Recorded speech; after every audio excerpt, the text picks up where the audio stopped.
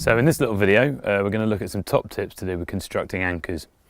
We're generally trying to construct an anchor that will always consist of a variety, an appropriate variety of placements, and we're always going to make sure that the security of the anchor is based upon four main principles. They need to be independent of each other, they need to be appropriately placed to the direction of load and equalised to the direction of load. The load needs to have been equalised between the anchors in the system, and we need to have the angles at an appropriately low point to distribute the load evenly between those anchors. In demonstration, if I take a sling to equalise these two anchors and bring this to a central point, if I tie any sort of knot in this sling, the angle that I've got between these anchors is always going to be a minimum there of about 90 degrees. And we're trying to keep the angle below this.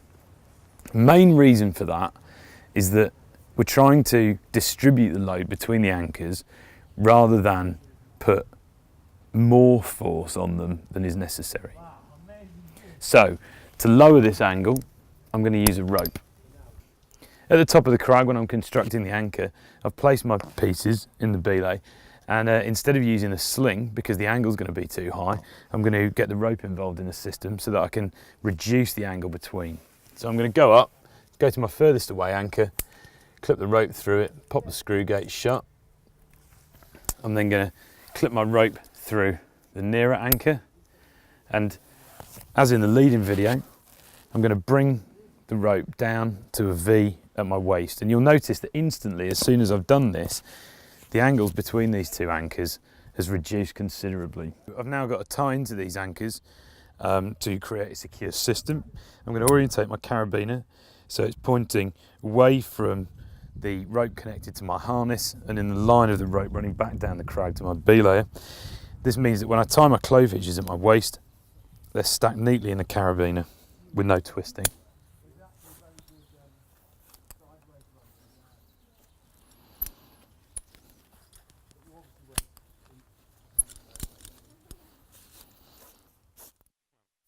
So we've tied the system off with two clove hitches at my waist so that it's really easy for me to adjust my position if I decide that the direction of load is inappropriate for where I've adjusted it to now.